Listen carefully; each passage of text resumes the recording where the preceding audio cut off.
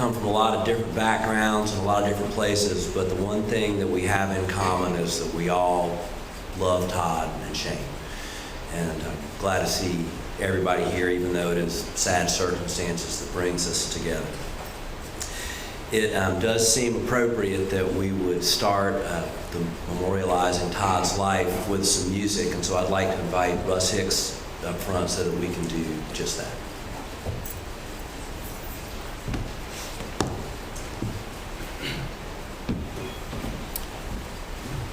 Hello, everyone. This was a song that the lovely Dave Marr did for their wedding reception. He's not able to do it today, so unfortunately you're stuck with me. So, if you'll turn in your hymnals, those are within the program that you were handed when you walked in. You're going to have to all sing along with me. So, what page? I'm getting to that. It's page 69.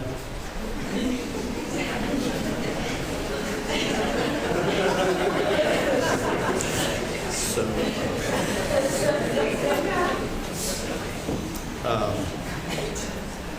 and I mean it. You're going to have to sing along with me because I literally learned this song last night. So, I'll have to grab my hymnal so that I can read the words.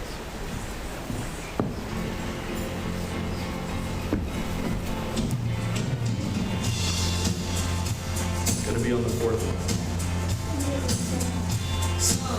Whoa, we're not. Some raise are rocks. Okay, everyone, let's go. Some doors are open. Some roads are blocked. That's it. Come on. Sundowns are golden. Then they fade away. But if I ever do nothing, I'll get you back someday. 'Cause you got a heart so big that it can crush this town, and I can't hold on forever. Even walls fall down. And all around your island, there's a barricade. Come on, sing. Keeps out the danger, and holes in the pain. Sometimes you're happy, sometimes you cry. Half of me is ocean, half of me is sky. 'Cause you got a heart so big that it could crush this town, and I can't hold on forever. Even walls fall down. Take it, Slim.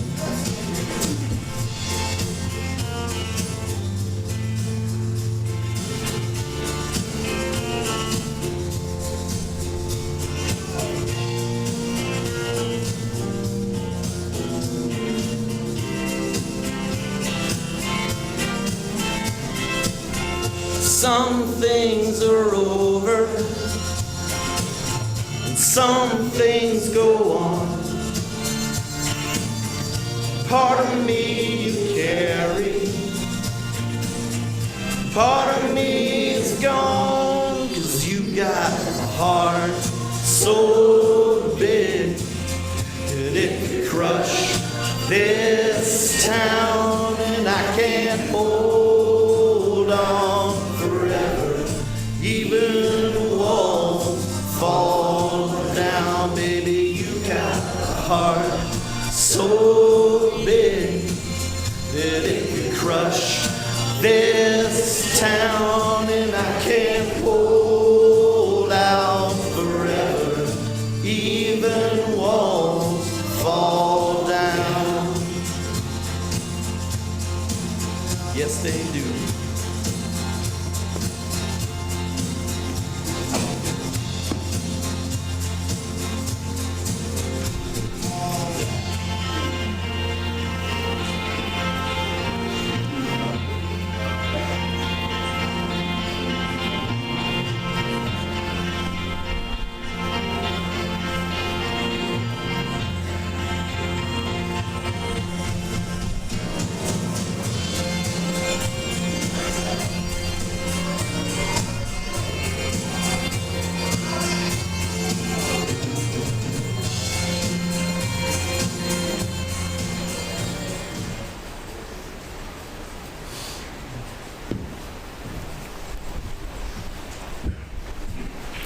Somewhere up there, Todd and Vic are probably breaking down that little guitar tangle right before the song.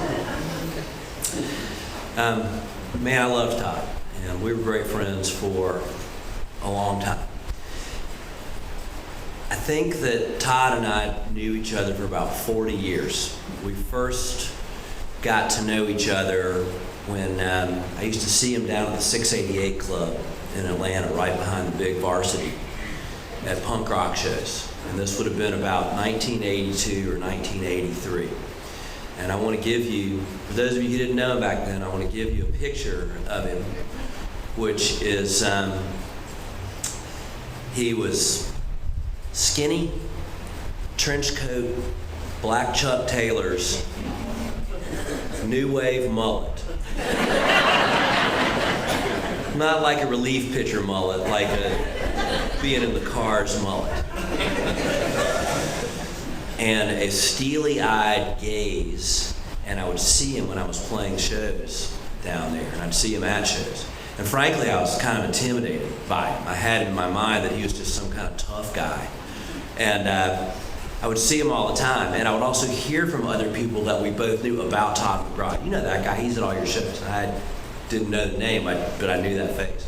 And then we finally met for the first time, not too long after that, on the journalism school plaza at UGA, where we were both in classes late one afternoon. And me trying to look cool and Todd actually looking cool. And we stopped and talked, introduced ourselves, and I was like, you're Todd McBride. And from that point forward, you know, it was always just a great down-to-earth friendship that started out just based on how much we both loved music and both true believers in rock and roll. And Todd sure was.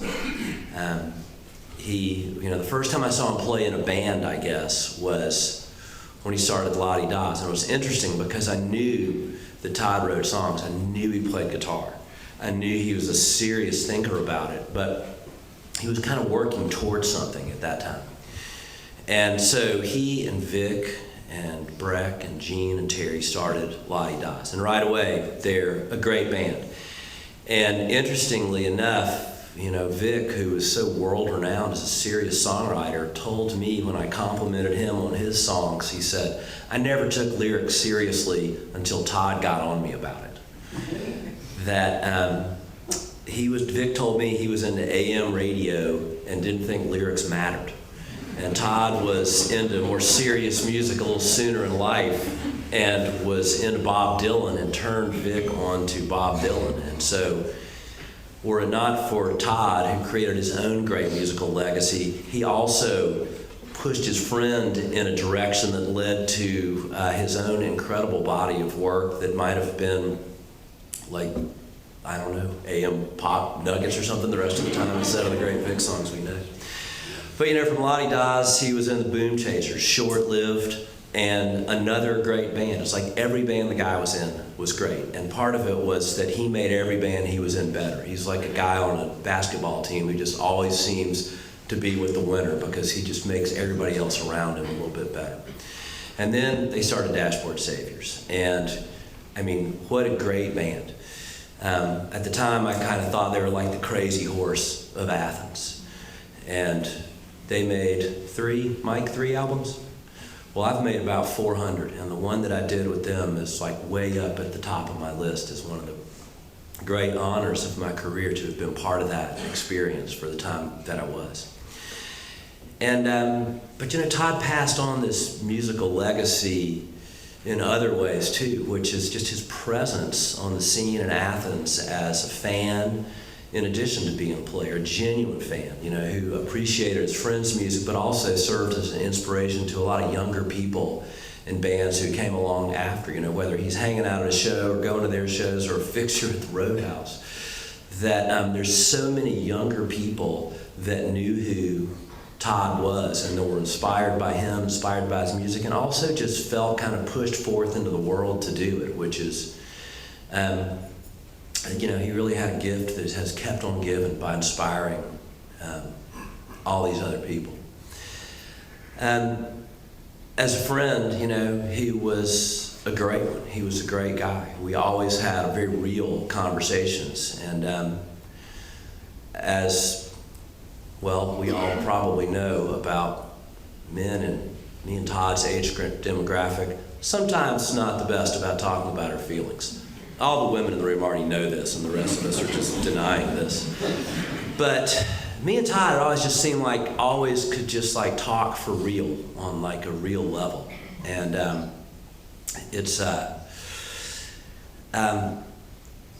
and it just resonated to the depth of who he was.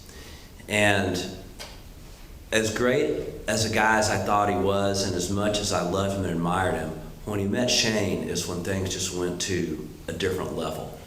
And it just brought out a totally different part of him. It was just a better, brighter version of himself. And we all know, and I know you know it, he just thought you hung the moon and thought the absolute world of you.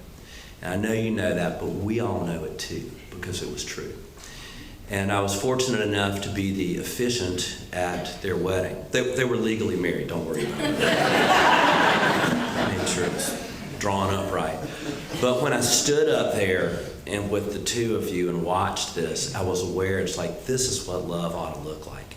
This is two people who inspire each other and who are inspired by each other and make a greater thing as a combination. And we should all be so fortunate in life to have that.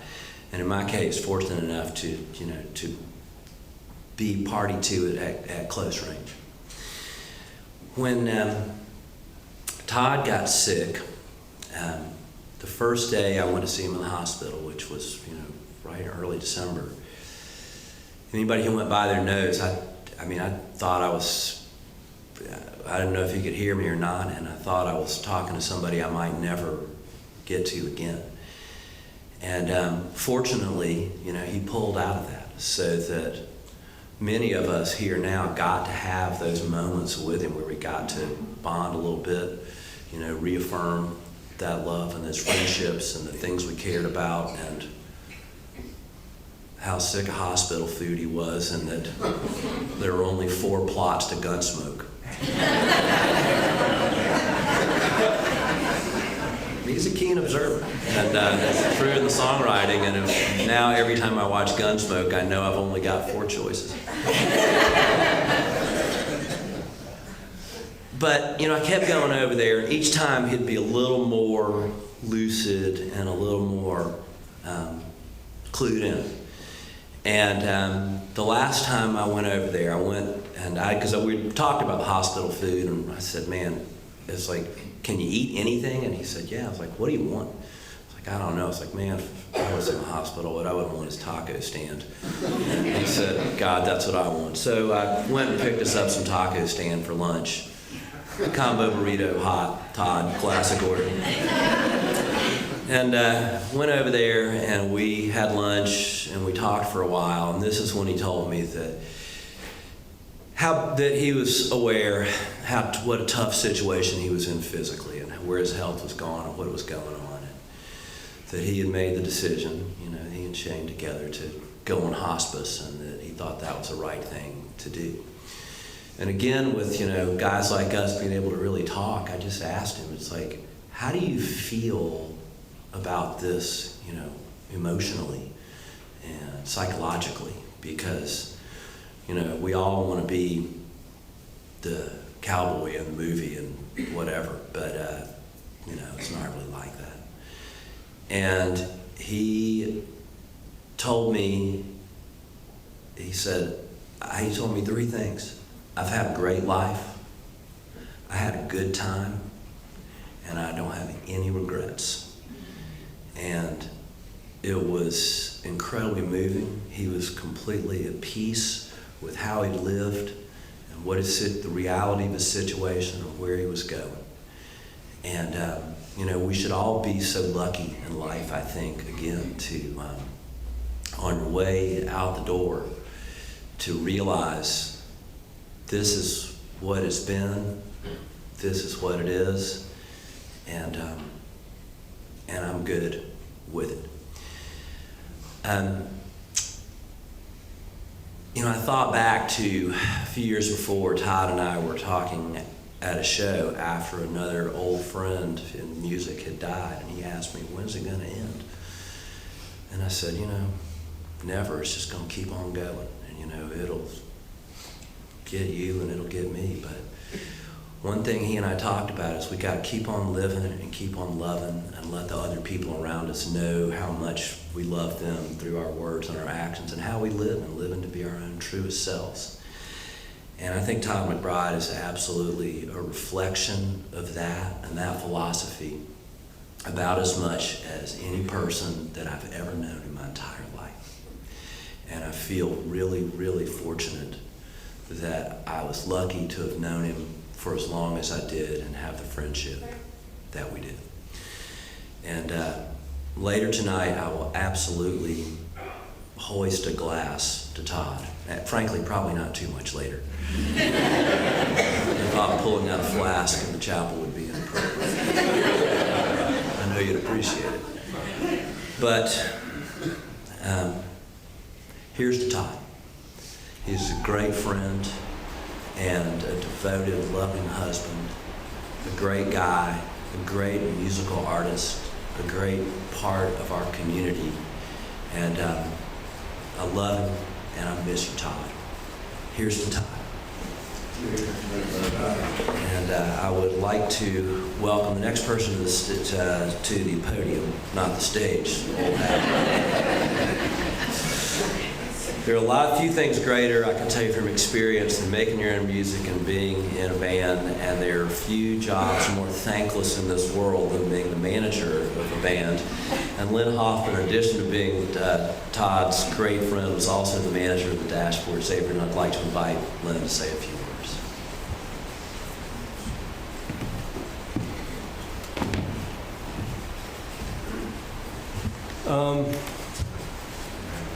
I'm not as good at this as Dave, so I have notes. But everything that Dave just said about Todd's last days, I shared that too. Todd and I met on my 22nd birthday, which was a very long time ago. And, we hit it off right away. Obviously, I think. I believe the world would be a better place if everybody had a friend like Todd McBride. I know I'm a better person because of Todd and our years together. I spent a lot of time working on this, and despite my best efforts, I could not distill my friend's special qualities into words that speak to the unbelievable depth and wonderful uniqueness of Todd. He was a very special man. And frankly, I don't know if I could maintain my composure long enough to say that many words. So these will have to do. Todd's accomplishments as a songwriter and performer are pretty well known by most of us here. So I'm not going to go into that, except to give my own personal assessment of Todd McBride, the songwriter. In Todd's prime, when he was churning out songs as fast as the Dashboard Saviors could learn them, he was shoulder to shoulder with the greatest songwriters of his generation. And he had a profound influence on the greatest songwriter of his generation, Vic Chestnut.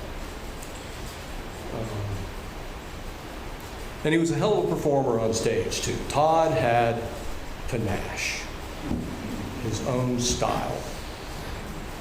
There's a reason we started calling him Shotgun, but I won't go into that. That's enough about that. I'd rather talk about Todd the man. He was astute, well-read, comedic, fun, intuitive, a really good judge of character. I could go on. He chose his friends wisely. Kind, open-minded, intelligent people. The reason Todd had so many friends is because he genuinely liked people.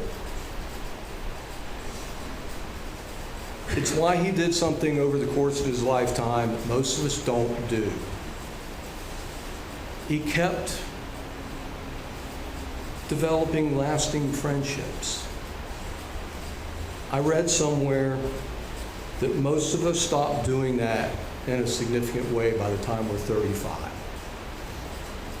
And that's sad if you think about it. But that wasn't Todd. Just consider this. To many of you, Todd is Sweet Tea McBee.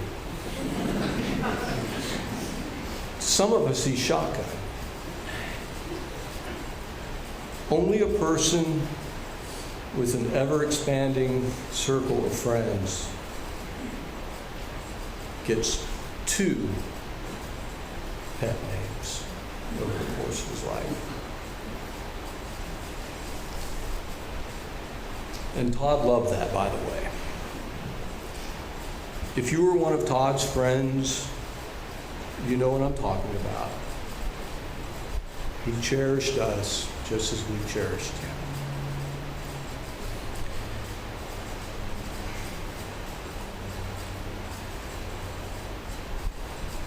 I'd like to close by reading a short poem by Raymond Carver, who's one of Todd's favorite authors. The poem's called Hummingbird.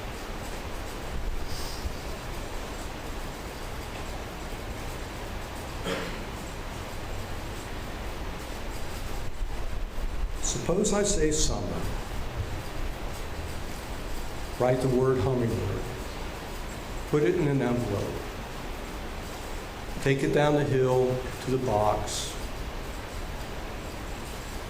When you open my letter, you will recall those days and how very much I loved you. I will miss Todd for the rest of my life. I'm glad he had so many friends and a good family and a wonderful wife.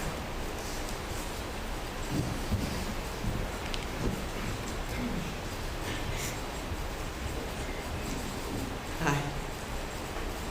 I need notes too, so bear with me. And I cough a lot, so I might have to have a piece of candy. Todd used to repeat things to me a lot. He'd say the same thing over and over again. One thing he'd say to me a lot was, I bet you got spanked a lot as a child.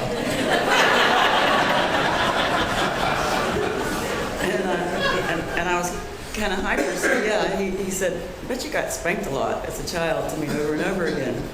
And he said it a lot, but the first time he said it to me, I looked back at him and I was like, yeah, actually I did.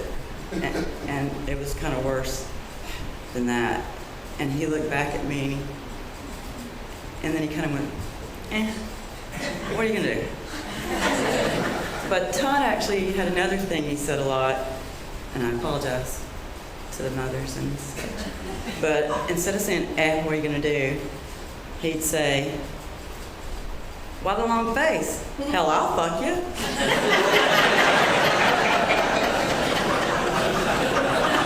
And he said that a lot. He said it a lot. There were a lot of sad sacks in Athens at the time. It was sort of the zeitgeist at the time. And we actually, we had a little exclusive group. We were called the Day Late and Dollar Short Club. And shout out to any adjunct members. But he said it a lot. He'd see somebody sad and he'd be like, hell, why the long face? Hell, I'll fuck you.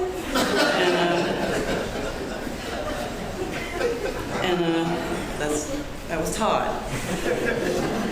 We met in a playwriting class, and his play was about, it was sort of like a Nighthawks at the Diner scenario, and by the third act, the main character left, and you were left wondering, you know, was that a ghost? Was that a dead rock star, you know, Todd?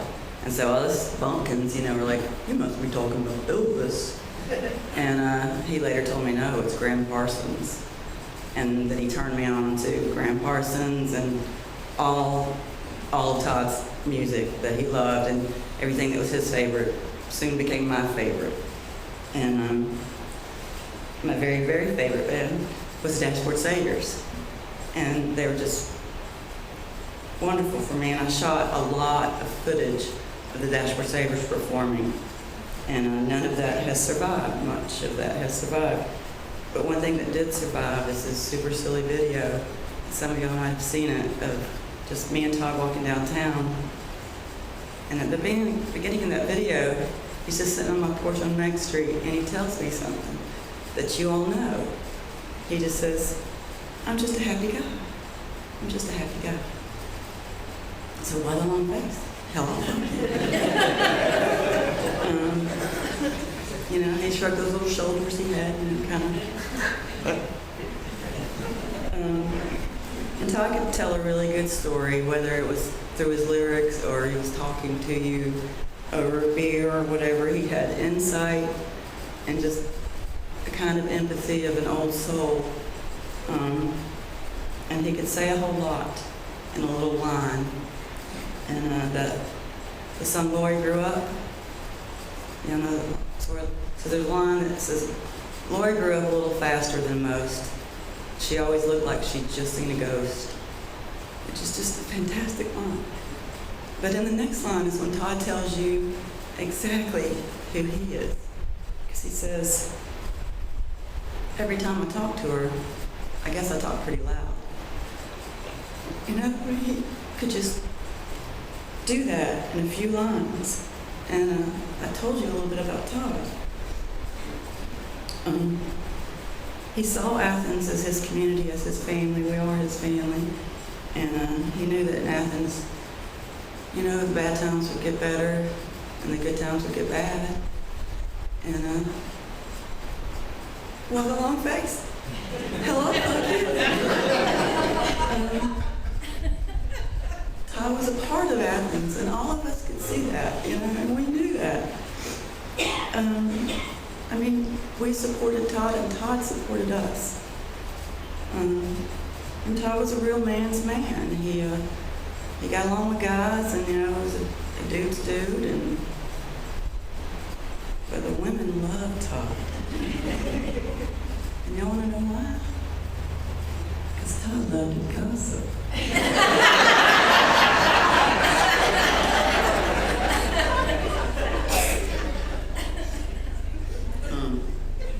The only person funnier than Todd is Shane. And she built their life on love and laughter. And she told him she was going to ride it out. And I just want to say, in the last month or so, she has shown fortitude that, you know, Todd deserved, but it was hard. And I know Todd's going to say it. Why the long face, Shane?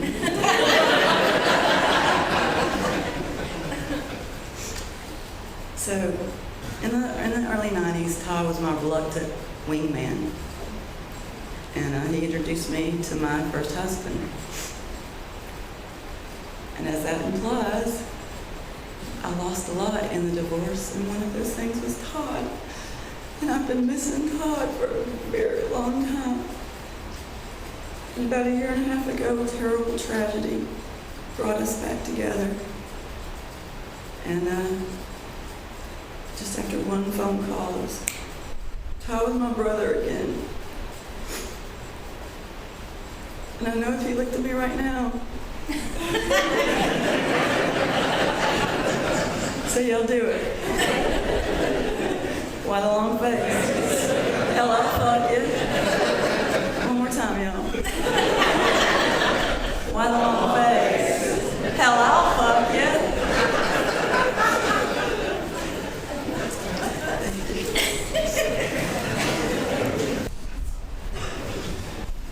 Dave Marr was going to speak next, but Dave, unfortunately, is home sick. In a little bit, Mark Williams will close us out, but there's so many people here that knew Todd well. We just would like to provide the opportunity for anybody here that would like to come up and say a few words about Todd, or as many words as you like. Please come on up. The podium is yours.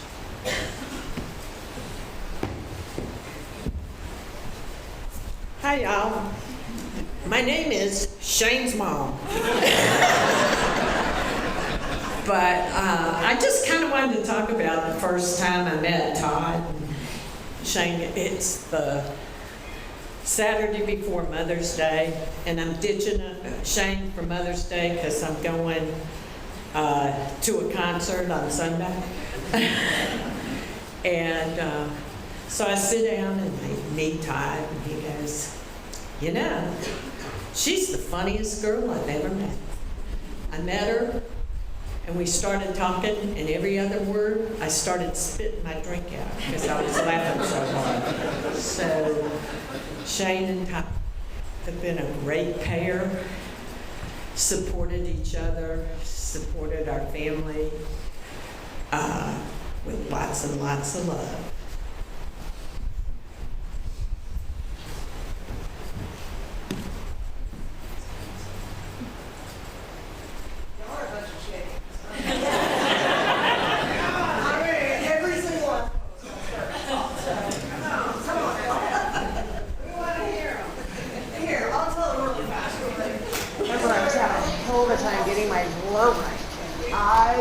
Athens mad at me, and I was so upset. And Todd comes back, and he's like, "What is your problem?" And I can't do this. He was like, "You want to work at the word bar? You can do that, can't you?" "Yeah, I can do that." And so he sat and gossiped with me, and got my drawer right, and dried my tears, and told me to buck up Buttercup, and everything was all right after that. But he was good like that. He could just kind of make you feel at home, even if you didn't, even if you weren't at home, you were at home with him. So, Shane, I love you.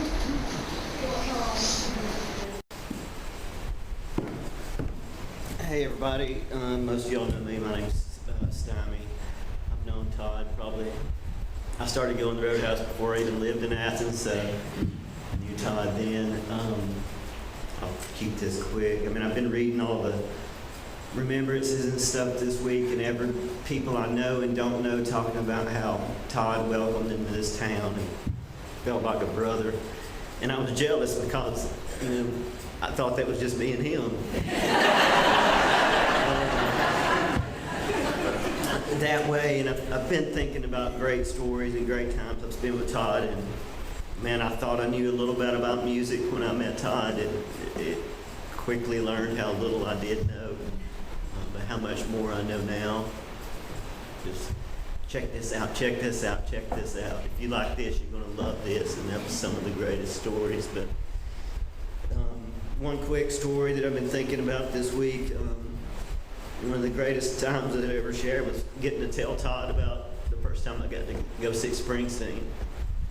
He was just like a child listening to me, and it was so great. But little Steven Van Zandt wasn't playing with him that tour. He was out filming his show, so the dude from Rage Against the Machine was playing guitar with him, and Todd let me tell my whole story about that, and he's like, you know, that's great and all, I'm sure it was awesome, but you know, that guy in Rage Against the Machine is just, you know, I guess I can curse now since the taboo's been broken. And then Todd was like, you know, because rock and roll is all about rebellion and all this and that. And I like a good lyric, but how lazy is fuck you, I won't do what you tell me. It's got to be the laziest piece of songwriting I've ever heard.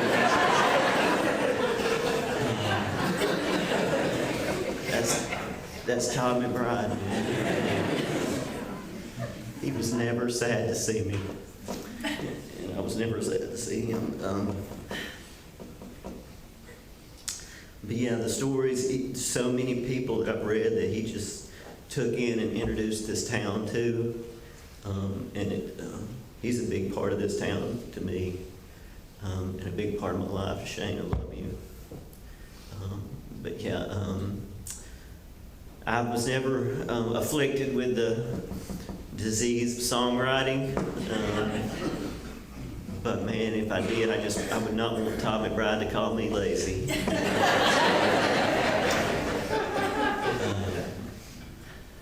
It's just been great this week, looking back and thinking about all the shows, standing on the side stage at the Truckers.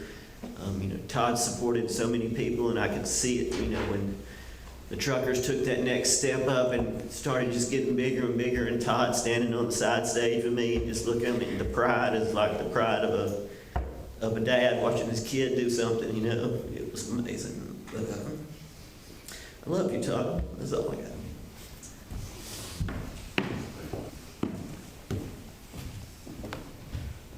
Hi, my name is John Canfield. I was in Athens for a blip of 3 years, 90 to 93. I met a woman named Molly. She introduced me to Todd. Todd just took me in, like all the stories that you've heard, just took people in.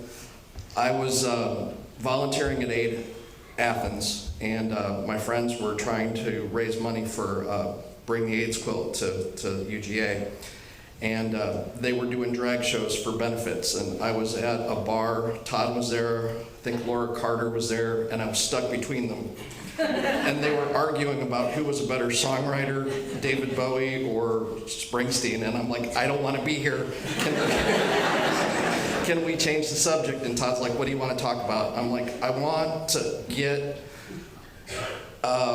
something going for Aid Athens that's not just drag shows. So Todd's like, we could do a benefit. I'm like, yeah, where's that gonna happen? He's like, ask Jared, 40 Watt. So I did. Jared's like, yeah, you can have a Friday night. I'm like, what? He's like, yeah, you can have a Friday night. Who's gonna play? I'm like, I don't know, let me go ask Todd. So I run into Todd. I didn't have Todd's phone number. He was there. Everywhere I was, he was there. I guess Molly must have known where you guys were or something. Len, I'm looking at you. Yeah, he was just there. I'd never had his number. He never called me. I never called him, but we were always at the same place in that little 3 years that I was here. So I said, Todd, Jared said we could have the 40 Watt on a Friday night. Who can play? He's like, well, I'll play. We'll tell Logan he's playing. So, the liquor cabinet, and I'm like, okay. And then he's like, there are two other bands I want you to get a hold of, and one of them was the Gin Pops or something. They ended up not playing. Is that name right? Who? Skin Pops. Yeah, I guess it was a band Todd was in? No? Okay. They didn't play, and then the other band was, I'm going blank because I'm trying to tell the story, and that's the story of my life. I go blank when I try to tell stories. The big ensemble, country ensemble. Redneck Grease Deluxe. What he did tell me was there were 14 members, or 15 members, or 20 members. And I'm like, okay, Todd, we'll do this. And I don't have any money to give you, I'll pay for the beer. And he just smiled. He's like, okay, we're in. And so he set it up for everybody. I didn't have to do a thing except get posters out, and Jared did all the advertising. The place sold out. The end of the night, Jared comes up to me. He's like, you did this at the door. You got to pay the sound guy. You got to pay the doorman. And he's like, and we got to clear up the bar tab. And I'm like, what happened? And he's laughing. He's like, they drank 14 cases of beer. And I'm like, we were only here for 4 hours. He's like,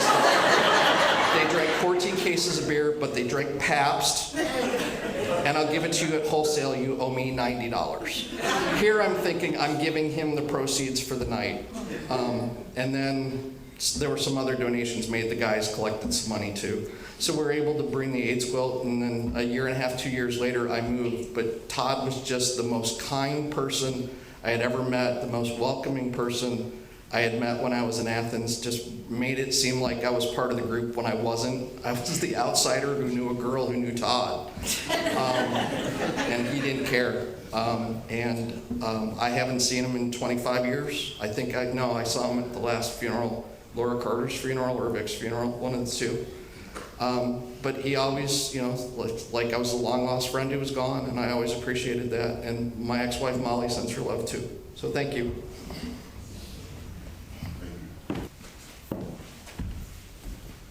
Hi, I'm Catherine Crosby. I'm one of his nieces, and Todd was fantastic with people, but he was also great with kids.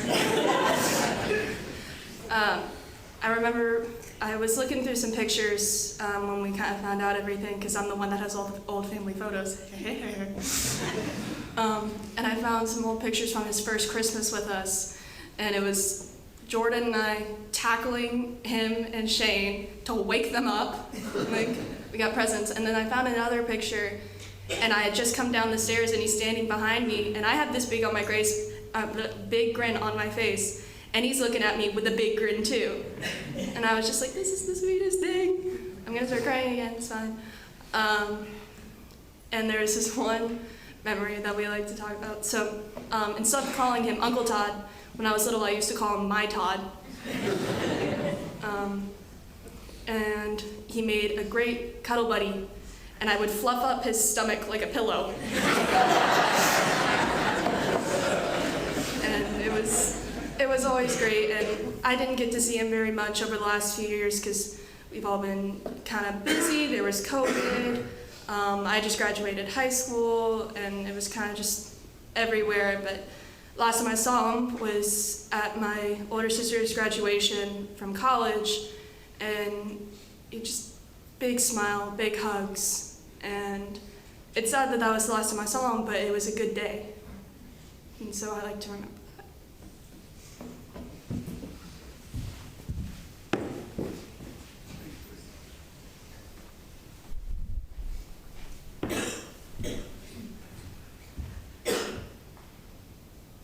I've known Todd for most of my life, probably.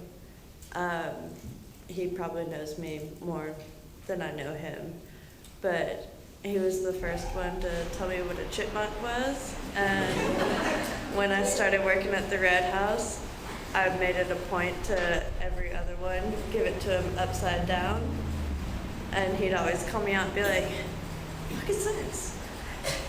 So, he's been just a huge part of me being from Athens, and a huge just comfortability, and like I know I'm always gonna see a smile.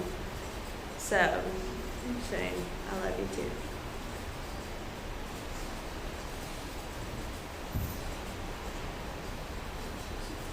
Last call.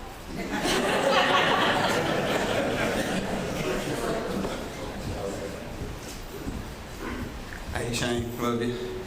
I was one of those people that Todd took under his wing. I worked at Ruby Sue with him, and I knew who he was the second I walked in the room, and because he's a fucking hero of all of ours. And I knew him from the Vic documentary and from being a big fan of Dashboard Saviors, and had seen him at shows and stuff. I was like, oh shit. And he came right over to the paint room. We started talking about music, and before too long, I was like, you need to book me a show, you know? And so we did, and he just so supportive of everybody that he knew. I mean, everybody. Todd told me one time, I don't care if you're playing a fucking flute. If you're my friend, I'm gonna be there. Shit, that was him. And he had so a wealth of stories that everybody wanted to have, and just the coolest guy. And his songs, are like right there with anybody ever. And just an example of how to be yourself all the time. And love him so much, love all y'all. And Todd's memory will last forever through those stories. And yeah.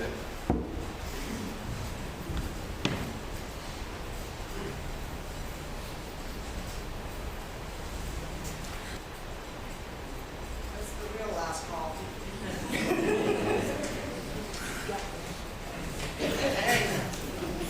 Just because it's the for real last call. I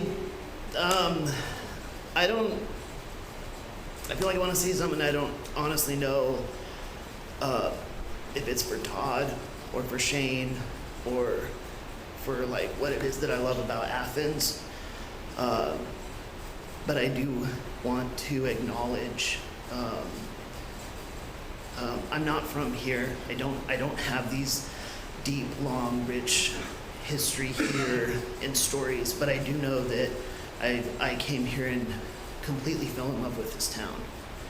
And the other person who spoke about the benefit stuff, and I do know Todd as Shane's husband, and I think the first time I really sat down and talked to Todd was when I mean, it was like a fast, hard yes that he played a benefit show for an LGBTQ youth group that we had started. And Shane had the salon open and did the kids' hair. And it was beautiful. It was amazing. It's literally like the heartbeat of what I love about Athens. And I just really want to acknowledge that Shane and Todd were foundational pillars, at least for me, of what makes this town so beautiful and why at least I'm here right now. And I know you guys feel it too, because Athens is awesome.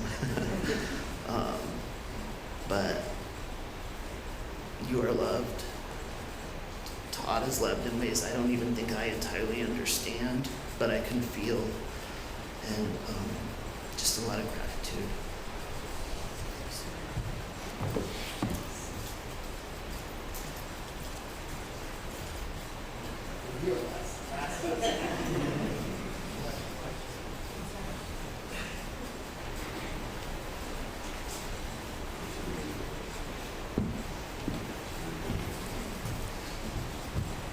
Hello.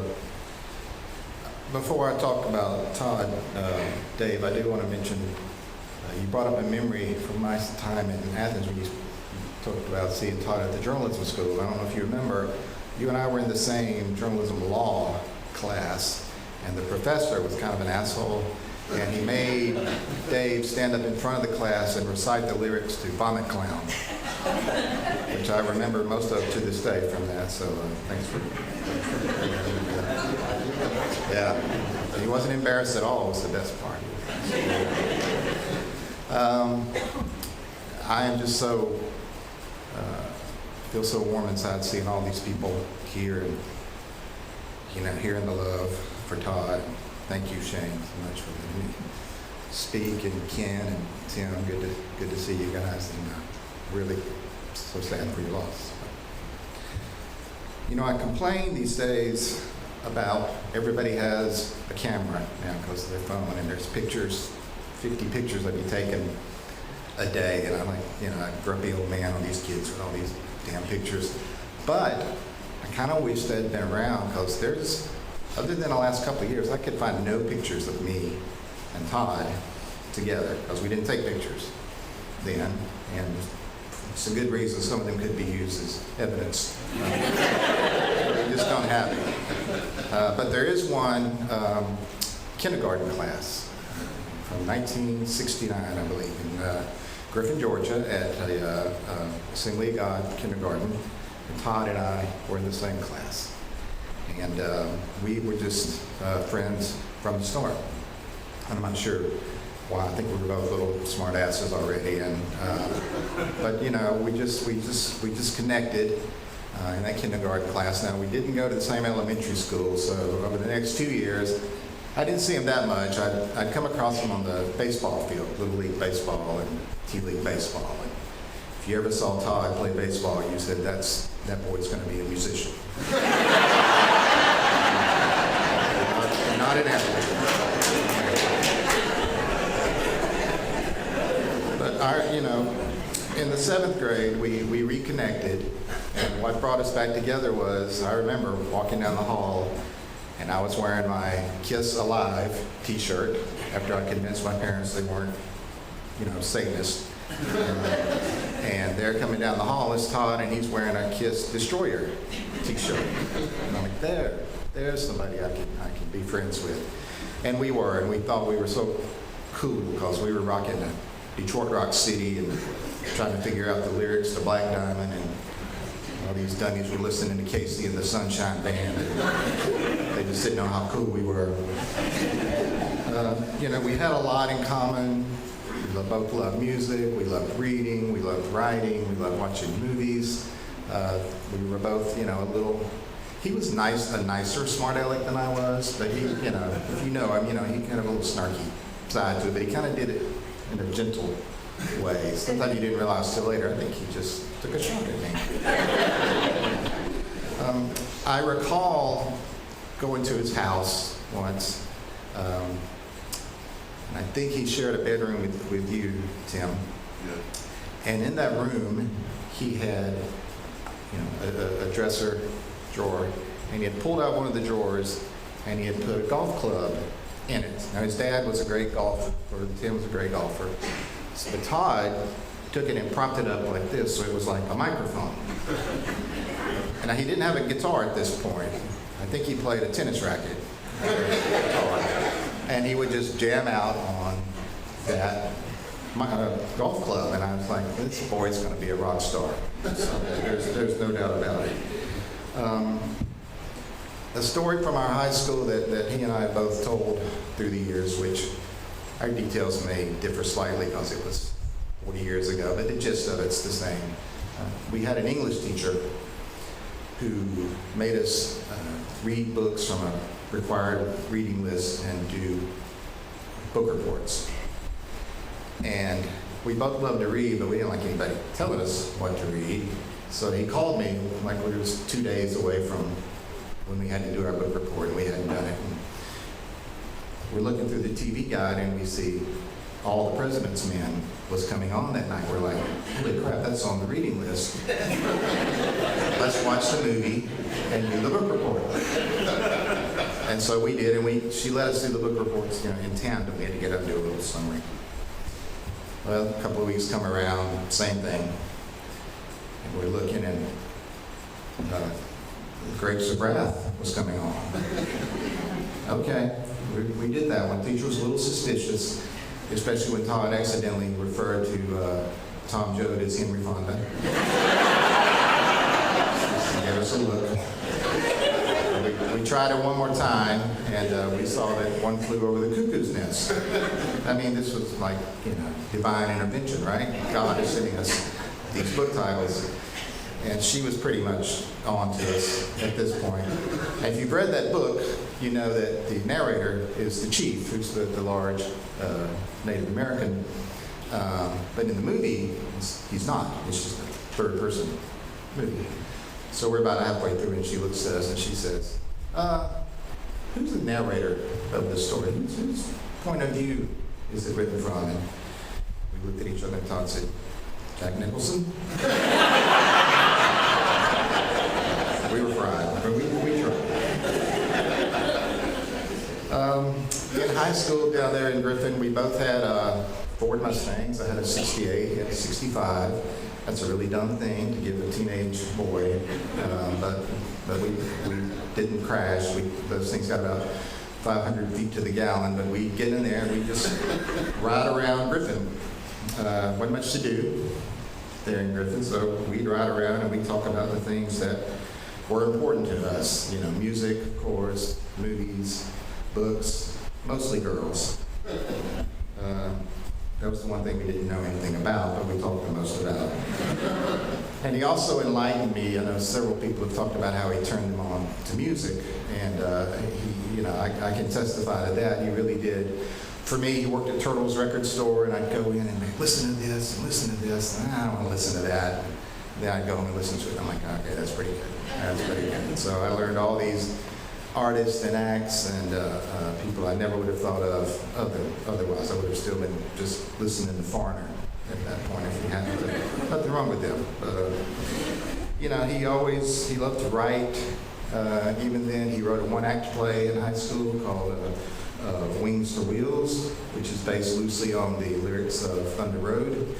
And also whatever girl he was infatuated with at the time. He was a pretty romantic guy, Shane, as I'm sure you know. And the first time I heard him perform, he played, he had gotten a guitar by this point, and he played Bruce Springsteen's 4th of July at Asbury Park.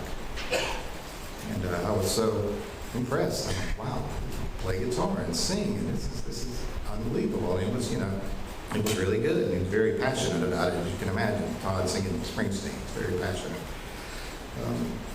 Now, I know several people in this room were in bands with Todd, played with him. I was actually in 3 bands with Todd. I was briefly the fill-in drummer for the La-Di-Da's. My main qualification was the other drummer never came to practice, so they just pointed at me and I did my best. I was in one forgettable cover band with him called Poetic Justice at Gordon Junior College. We actually played a talent show, and halfway through I Want to Be Sedated, they literally cut the power. We didn't stop, but they cut the power. And then I was in one, you can call it a band, it had aspirations of a band. It was with Vic and Todd. Vic was down in Pike County, which is just south of Griffin at the time. And we decided we were going to have a band.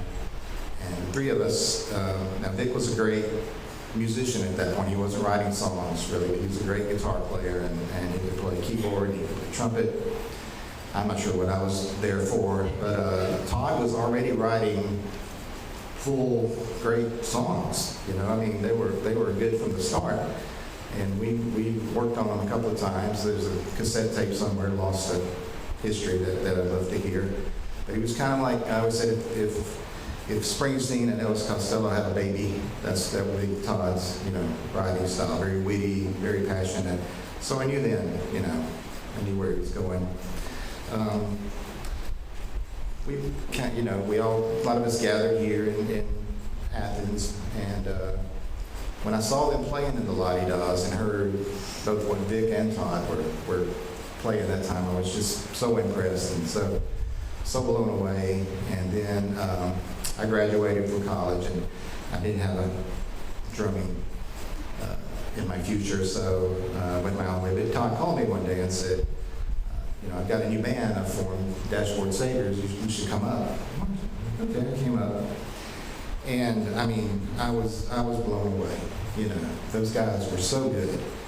Mike and Rob and John and Todd, and the songs were so good, and they were just a tight rock band, and Todd was so happy. I'm like, this is where he was headed when he put that golf club in that dresser drawer. He made it. He was there, and God, I told everybody I knew there in Griffin or anywhere about how good he was and how great the band was, and they should listen to them. And I got that Rolling Stone article and made a bunch of copies and showed it to everybody. And I just couldn't have been prouder than I was. And that was one of our boys, Griffin boy, made good. And I'm so glad that they did all that great music and they left us with that. I wish there was more, but I listen to once a week at least. I listen to one of those CDs and all those great songs he wrote that I knew he had it in him, but I didn't know he could pull it off. And I've seen all these tributes from folks up here, and it just warms my heart. You know, I know he was a mentor to so many people. He guided so many people. He would give you advice, even if it was something you didn't need to hear. He was good at doing that. Anytime I'd write something and I'd send to him or record something and send to him, he was always just so, you know, supportive and appreciative, and it made me feel really better than just about what anybody else did. Because, you know, I knew where it was coming from, and I knew he knew what he was talking about, and I knew he meant it. We, you know, he could be ornery sometimes, but he had, you know, he was just a marshmallow inside. He really was a sweetheart. And we both knew early on we liked the movie It's a Wonderful Life. I subjected my poor kids to that every Christmas, but, you know, I loved it, and I know he loved it. And, you know, it's a little corny, but it has a great lesson. And there's a moment there when Clarence, the angel, says, strange, isn't it? Each man's life touches so many other lives. And when he isn't around, he leaves an awful hole, doesn't he? You know, I think that's how a lot of us feel today. Shane, I'm so glad he found you and you found him, and that you loved him, and I know he loved you. And God bless you, and you've taken care of him all these weeks and months recently, and just you were never away from his side. And, you know, it was, I got to be part of the wedding, and it was just so good to see. You want to see your friends happy, and seeing him on stage and seeing him with you were the happiest things I ever saw Todd do. You know, I went to see him a few days before he passed, and, you know, similar to what others said, he said he had made his peace, couldn't bear to be in that damn hospital one more day. I understood. You know, we talked serious for about 5 minutes, and then we returned to our normal conversations and reminiscences about, you know, riding around in those Mustangs and talking about the same things we always did, except girls. We were old married men at that point, but we talked about everything else. And I just hope he knew. I hope he knew how much I admired him and how proud I was of him and how much he meant to me. People in today's point, especially men, aren't great at telling the ones they love how much they impact their lives. I think he knew, but I should have told him more often than I did. I guess I never thought I'd be standing up here, not this early. It does leave an awful hole. But, you know, I think he knew I loved him, and he loved me, and he loves so many people here, and we would be thrilled to see you all here. And, you know, I love you, and I miss you, buddy.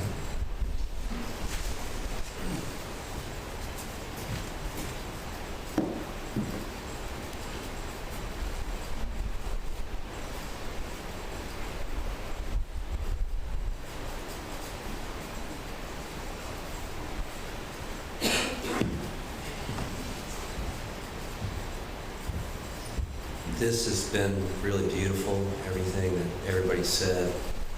Mark, you wrapped it up really beautifully, man. Thank you. And I think we're going to hear some music of Todd's as we make our way out. Thank you to everybody for being part of this today.